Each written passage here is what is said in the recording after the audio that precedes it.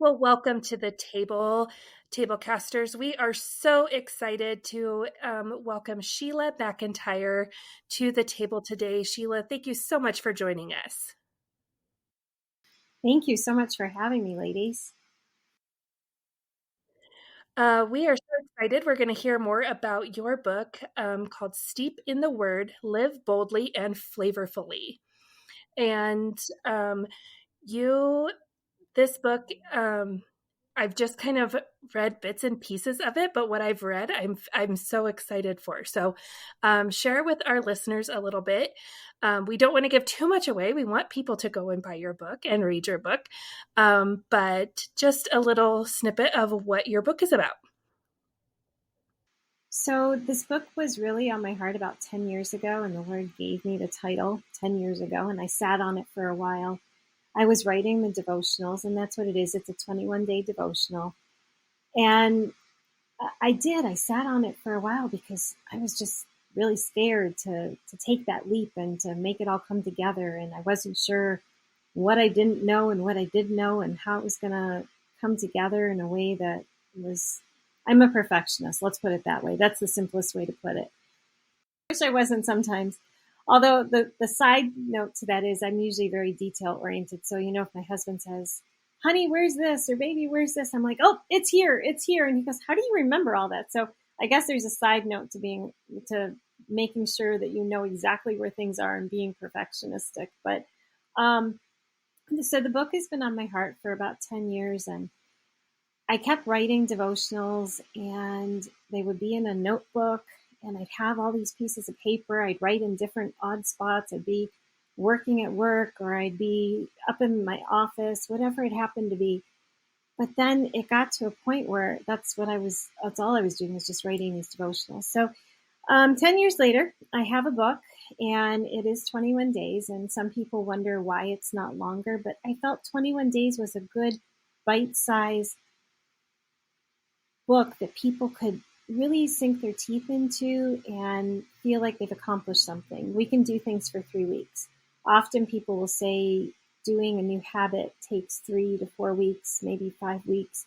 And I thought, 3 weeks is just, it feels like, yes, I accomplished something. And I really want to inspire people to spend time with the Lord. And I want them to look at their everyday lives and see that the Lord is using our everyday examples to really pull from, to use as lessons for us, to encourage us and to exhort us.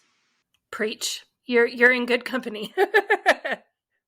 For sure. Right now I'm in a year devotional, and every day there's a Bible reading. And so many times I'll put air quotes behind because I've missed a few days. And then it's one of those January 1st, January 2nd, January 3rd ones. And I go, oh no, I'm behind like a week, or whatever it happens to be, or a few days. And then I'm trying to catch up, and I'm like, I'm so discouraged because I'm not like where I want to be. And again, that perfectionistic side of me, I'm like, I'm not on the day that I'm supposed to be on. And I kind of get frustrated. And so, I stick it out and I keep going, but sometimes I feel like that those small wins can really help encourage us. And in this world where we get sidetracked and things happen, it's important for us to stay connected to the Lord. So I'm just hoping that, if somebody's starting this as a new routine, or you're just looking for that chance to connect with the Lord, this 21-day devotional is something that if you have 21 days, you can connect.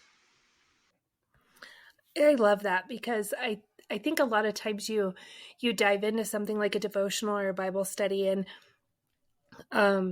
a lot of them are a month or longer, and sometimes if you're not able to finish it, if you're able to kind of stick with it for just a little bit, but you're not able to really push through and finish it, it can be really discouraging. And then it's hard to want to pick it back up again. So I love that it's only 21 days because it makes it a little bit easier for people maybe who are just getting into that daily connection with God to be able to do something. And like you said, have that feeling of like, I accomplished this and I finished it, and really see what God has done in their lives. Or even if you miss a few days, it's okay. Yeah. I think that's why God gave me a Melissa, because I I am very type A and I'm very much a perfectionist, and so God has given me a Melissa so that I can learn how to um, be a little bit more free spirited and learn that it's okay to not have all my ducks in a row. I can know where my ducks are at, but they don't have to be in a nice little row. I agree with you. And I think the Lord has a sense of humor that way. He does pair us up with people who compliment us in that way. Because I know I have friends that way, and my husband is that way. He's more laid back. And I'm like, why aren't you upset about this? Or why aren't you focusing on this? It's okay. It's all okay, And it's a compliment to us. It helps us and reminds us that we don't all have to be a Martha, right? We don't all have to be like, it's got to be this way, or it's just not right. And so there are times when it does need to be that way, but sometimes I think I worry way too much. There's so many different things that the Lord has used as a practical experience in my life that He's drawn wisdom from. He's reminded me of something in His Word that has been like, wow, I never really realized in that way. And one of those incidences is that my mom is in a nursing home, and she was in this room. They had to move her to a different room because of the equipment that was in there. And she was in a room with somebody else. And my mom she's not really good with wanting to have a roommate. And so she was just letting me know that she was absolutely not having this. She was unhappy about it. And she made sure that she was being very vocal about it.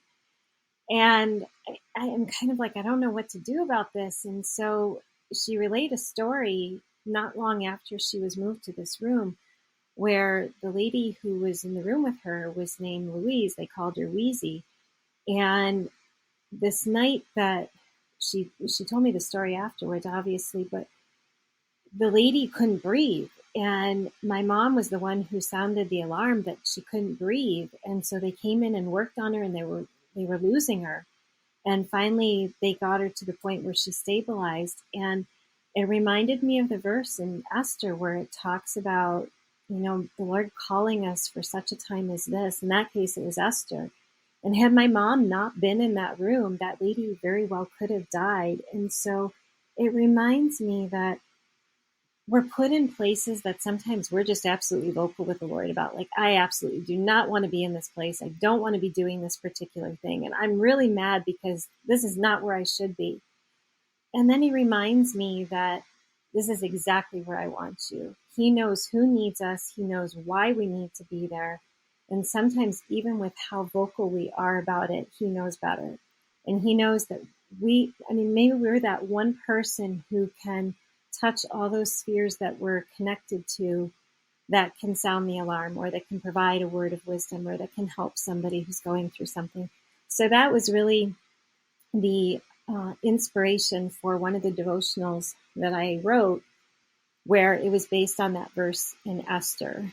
And, that's just the kind of stuff that the Lord pulls from my life, that it just feels like, this is something that we just don't always think about. We see the Bible sometimes as, oh, it was those people back then. And how does it relate to us? But every day we're going through things that are so similar. And the Bible's timeless. The Bible has an answer for all the different things that we're going through. And so that was just but one example of what He did to touch my life. And another quick example, I was going down the road and I was going to school and I was really having a rough time. And I think we've all had those moments where we think, wow, I just feel like I'm lost, and, nothing's going right. I feel rejected. I'm sad. And I was listening to the Christian radio station. And it was one of those moments where, I don't know if you ladies have had this, but Lord, if you really love me, you let my favorite song come on the radio, something like that. And I imagine my astonishment when that exact song came on. And I'm like, no way.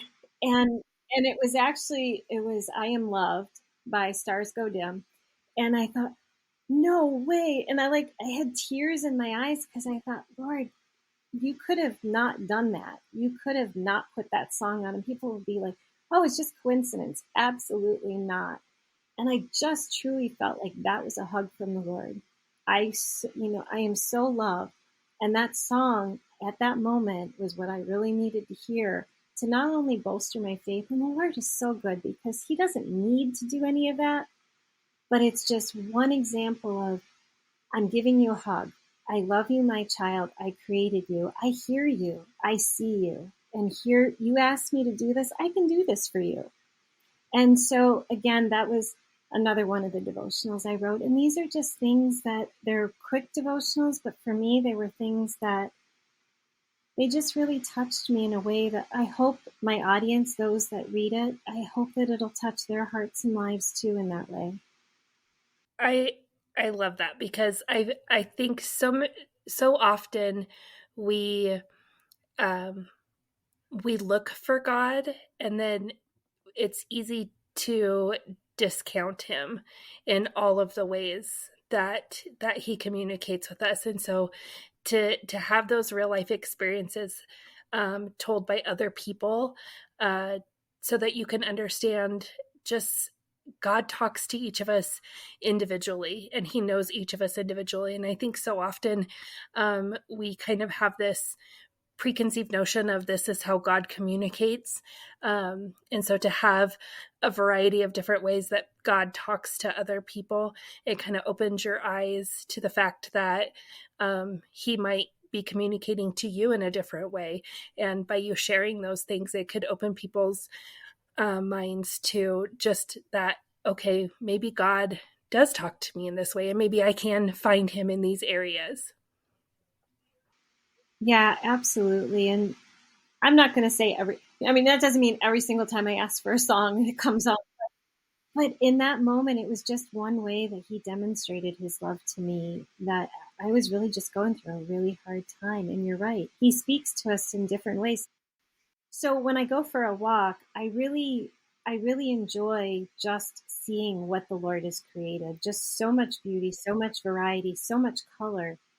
And he created it because he loves us and wanted us to enjoy. He could have created everything in browns and green, and that was it, call it a day. But no, just beautiful shades of reds and blues. Look at it. We have fall here, and the leaves turn all these different colors, and I'm just mind blown. I never used to be a fall fan, and now I just look at the colors and I'm like, man, look at how beautiful this is. And so I think we just sometimes we kind of get lost in our technology and so many things that we forget how much the Lord has done to create for us because he loves us. He created us so we could enjoy. And so I see the Lord speaking to us in different ways, but sometimes we just miss it. Right. Well, and there's just so many different ways to experience God. And at the end of the day, he created it. I mean, he's, that very first, like before everything else, he existed. So before everything, God existed, and everything is created out of his being. And so we can experience him in all of these different tangible ways. And he uses it all to communicate with us. I've sat on a beach and had like intimate conversations with him, and like just been like, God, I need to know, God, that you are here and that you exist, and like if with what I'm struggling with, and looked down and found a shell in the shape of a heart, and he drops little things like that in my life. Like there's just I don't believe in coincidence. I believe, in God reaching us and touching us through those things. And so um two of your stories, I didn't want to, it's so funny because I'm like the book reader, and like I will just take on these books, whenever we interview authors. I'm like, oh, I want to read it. I want to read it. And I'll like spend a weekend, or like, I like binge them essentially.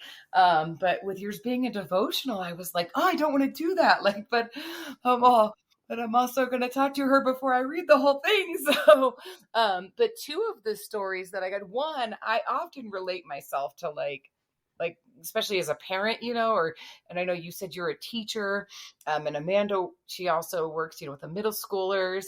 And so oftentimes we see ourselves as God's children through the lens of like looking at how children behave. And oftentimes I'm like, yes, I'm like a 5-year-old sometimes throwing a temper tantrum, but you had an antidote about a cat. And I was like, oh my goodness, I'm a cat. I'm this cat. I'm stuck on the roof. I'm like, and God will grab me, and I'm like clawing. Like, I'm like, that is more of how I'm reacting to things than like a child. And so I totally related to that. And then it made me think the other day, not the I would say the other day, but it was probably like 6 months ago. I had this picture of, like, that picture, that poster, the cat that's like on the tree branch and it's like, hang in there, baby. I feel like if you scroll down on that picture, that underneath the cat's legs, to me, I'm like, it's God's hand holding me. So I feel like the cat, like I'm holding on for dear life, but really underneath my feet, God's like, if you let go, you're standing on solid ground. So your story about the cat, absolutely. Um, that one, I was like, I could relate. Oh, I got so many cat stories with that little girl. We adopted them. They actually rescued us. But that little girl has so much spunk. I, this didn't make it into the devotional, but I had her in a carrier. I was going to take her to a rescue so she could get her shots and everything. And it had taken so much to get her in the box. And I come inside to wash my hands, and I go out, and she had thrown the box like a foot or 2 feet, and the box was open. I'm like, how did you get out? Like, I had no idea where she went, but this girl has so much spunk, I'm telling you. So she was the one that was on the roof, and it just was amazing to me. And her sister came looking for me. This isn't all in the devotional. I couldn't fit it all in, but this was the backstory. Her sister came to get me, and she was like, you got to follow me. And I'm following her. I'm like, okay, I don't know where we're going, so forget this. Like, I'm done with that. But then I noticed that her sister was on the roof of the house next door, and she was trying to signal me to get her off of the roof. And I thought, how true is that also for like us as believers too? We see somebody in trouble. Hey, we got to help this one. This one needs help. And so then, yes, that whole night, like, I'm trying to get her, and she's not having any of it. And I'm trying to do it for her own good, but no, she's not having any of it. So there was just so many stories so many different ways I could have gone with that devotional. But yes, I settled on she just wouldn't let me get her. And she's like clawing on the roof, and her claws are getting all not pulled out, but they're all scratched up. And yeah. And she ended up being in a bathroom with a very dingy looking orange bowl that she must have been drinking out of, because she got stuck in the house. And I found her underneath the bathroom vanity. And then she goes, like, she's hissing at me. I'm trying to help her. And she's like, I'm not going to have any of it. I'm trying to help. Yeah. And so that one. And then the other one, oh my goodness, this was like so profound, was the banana analogy of like how your husband had said, like, how come you don't see the bruises until you pull back the peel? And just how relating to people, like, we're all walking around, we want to be these bright, shiny yellow bananas, but if you peel back the layers, a lot of times we've got bruises underneath. And so, yeah, if you want to speak into that one, that was profound. That one, I put the book down, I stopped, and I was like, okay, I'm going to have to digest this for a little bit. And it's true, we walk around, and people sometimes will lash out at us, or sometimes we'll encounter somebody and they just look so amazingly beautiful and put together, and we have no idea what's under the surface. We don't know what they're going through. And it's true even for us too.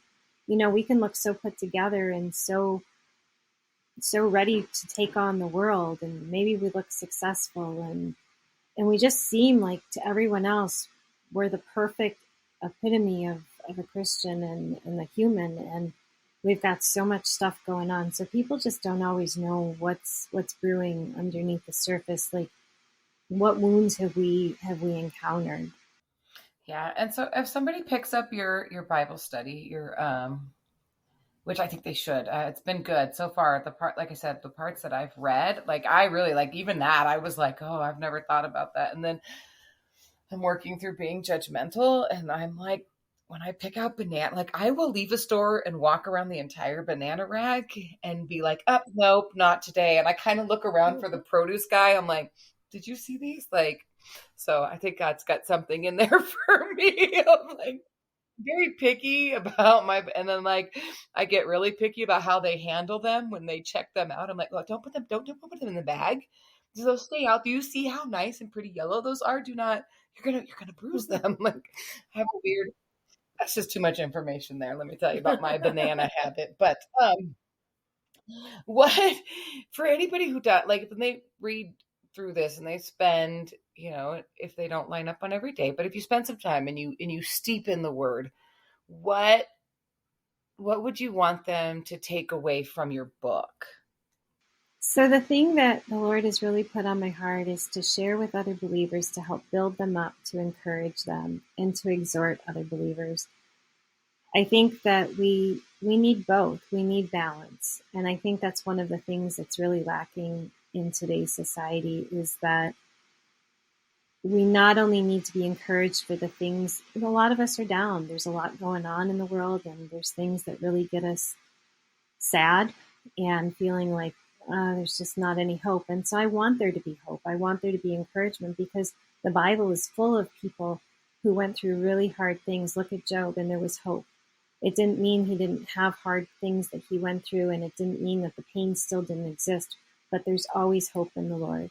So I always want people to feel encouraged, and I'm an encourager by nature, so I always want that to be a part of anything that I'm doing.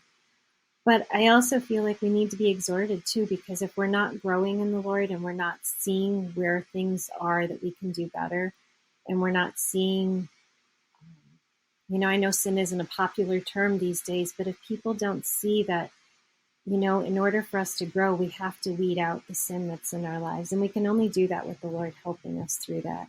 In and of ourselves, we can't do anything. We need to rely on the Lord. And so I want people to see that there's hope, that there is encouragement, but I don't want people to stay where they are and be mediocre. I want them to be these amazing runners of the faith, so that they can go out and win souls for the Lord, because the Lord is speaking through them. And when you see somebody who's really spent time in the Word, you see a glow about them. You see how much they love and how kind they are, but they don't shy away from the hard things either. They speak truth and love. And so I think that coming away from the book, that was my hope.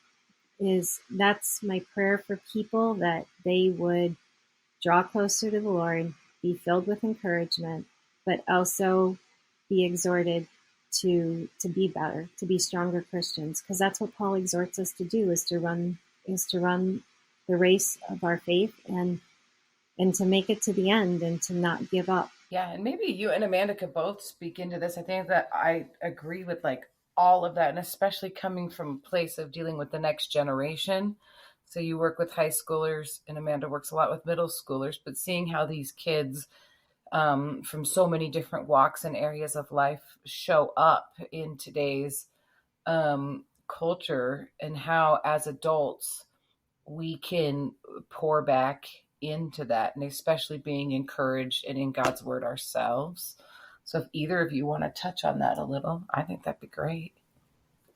Yeah, I find that the middle schoolers I work with, mostly, like, if you say something encouraging to them, even if it's something as simple as, like, I walked down the hall today and this girl walked by and I was like, oh my gosh, your shoes are adorable. And like her face just lit up, and it was like just this, it was like no one had told her she looked cute that day. And so I think, just like you said, encouraging one another, and giving each other hope. And sometimes that looks like pulling someone aside and having an intense conversation with them of, hey, I notice you're really down today. What's going on? And sometimes it's as simple as just telling them they look cute today. And I think so often kids are told what they're doing wrong, and how their feeling is irrational. I mean, it is, but but to a detriment, not yes, in a healthy yeah, way. Yeah. there, and I don't know. I guess I just get an overall sense that like the kids that I work with are being told constantly what they can't do and what they're doing wrong. And so when you praise them for doing something right, or you point out something special and unique about them, and you show appreciation for who they are as a person, it completely changes their demeanor. Yeah, and so high schoolers are a little bit different, but they still need that encouragement. Absolutely, they. I love middle schoolers because you can still say something to them and it can boost them in such a way that like their whole face just lights up. They get to high school, and by that point, I think a lot of kids have gone through so much hurt and pain. So there are times, even when you say something encouraging, it's kind of like, well, like this, like for as an example, this morning, I have a kid who's taking the same class. This is like the fourth or fifth time he's taking the class. The second time he's taking it with me. And he's only taking my class, and then he leaves school. So this is like, I think, the last class he has to pass. And so he had his head down, and I said to him, I said, I want you to work. And he's like, why are you talking to me? And the part of me was like, oh, that was so rude. But I just let it slide. And I said, because I want you to pass. I want you to be successful. And why wouldn't you want to get through this class so you can go home and then you don't have to come back to school? And so sometimes it requires that, like I'm talking in truth, and I'm trying to encourage, and I'm trying to let some things slide. I can't let all of them slide, but trying to build in. And I was talking to my husband about this tonight, and he said, he goes, he's there for a reason, which is true. Like there's something, he had me last spring, so he's back again in my class. He could have been put with somebody else, but the Lord had him in with me. And there's something that he gets from being there. And I'm trying so hard to find what that thing is so I can try and help boost, and you just see some of these kids come from such hard lives, and it really makes you very sad because they don't hear a lot of encouragement. You're right, Amanda. Like they might not have ever been told that they were cute, or that that shirt looks nice on them, or those shoes are really adorable. They just hear not all this constant negative, negative, negative. So again, that balance is just so important. They have to hear that encouragement and be boosted up. And then, as you develop that relationship with them, you can start having some conversations with them. And the Lord's about having a relationship with us. That's what he created us for, is to have a relationship with him. And there's absolutely rights and wrongs. I mean, he's holy, so he can't look on sin, but he wants to help us do better, and he gives us a way through his son. And so because he provides Jesus as that intermediary between him and us, he's saying, I love you so much. I'm providing a way for you to be right with me. And that's what love is providing when we can't provide for ourselves. Mm-hmm. When you were sharing about your student, I thought, oh man, that's me and God sometimes. God will say something to me. I'm like, why are you talking to me? He's like, because the faster we could do this, the faster we could move on and be successful. But how wonderful to be in a situation where, like you said, I mean, God has that young man there for a reason. And even if it's just like even just what you said, because I want you to be successful, somebody speaking into his life, something like that. I want you to be successful. Maybe the one thing that he needs to go, oh, there is somebody who thinks that it's actually possible for me to be successful. Mm-hmm. And whether you see the result of that, in 30 years, he could be like, I had this one teacher, this one time, and you may never know, how you impacted him. But like the fact that we have our eyes open to something other than what the world is putting out there through our relationship with Christ and a relationship with God, that's through every interaction, people have an opportunity to go, that was something different. There was something there. They, when they say, hey, everybody treats me this way, or everybody says this thing. And it's not just even for students in the next generation, but I just thought it'd be an interesting perspective since you two work, hands on with the next generation. But even in the grocery store and at the gas station or in the drive-through line or any of it, being a light into the world is just such a powerful place to be in, and for us to take that seriously and ultimately to provide hope, where people don't have that. So that's awesome. I like that. That's really good. So as we close out our conversation here today, I love that part of your title, I feel like, has a call to action in it. You ask people to live boldly and flavorfully. Yeah. And so what is something that our listeners can take away as an example of bold and flavorful living? So, I have so many stories in my head, but I think the thing is that we often feel like we're never going to get out of a situation. We're never going to be better. We're just always going to be stuck. So I know that, like I love food, unfortunately, and the Lord's been working on this with me. And one of the things that I've taken away and I've grown in is that, anything that replaces our relationship with Him becomes an idol in our lives. And for me, He's really been dealing with food and my lack of exercise. And, it boils down to discipline. We don't always want to do the thing that the Lord calls us to do, but it's so important. And so my hope is that people, whether it's through this devotional or another devotional, whatever it happens to be, but it's so important for us to literally sit down and soak in the Word, and really not just for it to be a chore, but for you to really, Lord, what do you have to show me through this passage today? And what can I take away from this? And find a way to apply one of the pieces that you read about and apply it to your life, because that's when the Word becomes flavorful in our lives. That's when, I should say, we become flavorful. When we're living boldly and flavorfully. Right now, society is in a really bad mess. It's in a terrible state.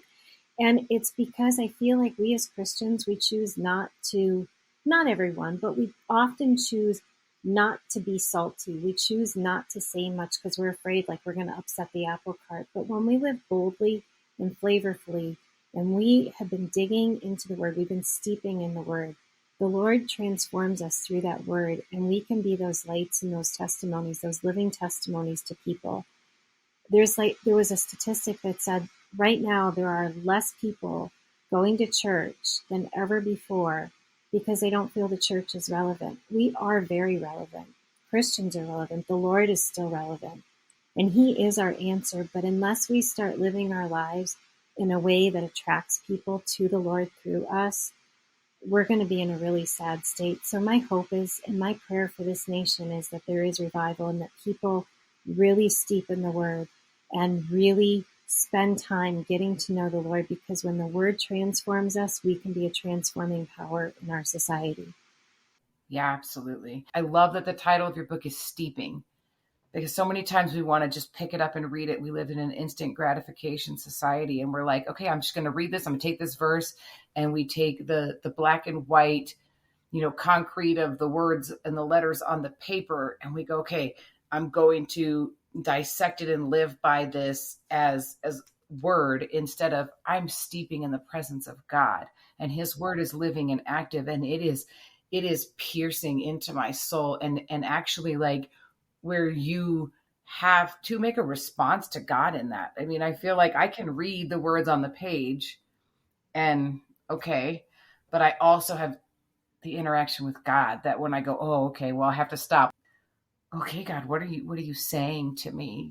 And steep in it, like literally steep in it.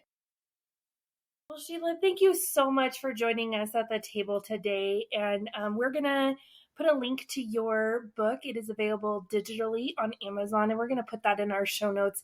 And we just encourage everyone to go check out your book, Steep in the Word, Live Boldly and Flavorfully by Sheila McIntyre. Thank you so much for joining us today. I really appreciate it, ladies. Thank you so much.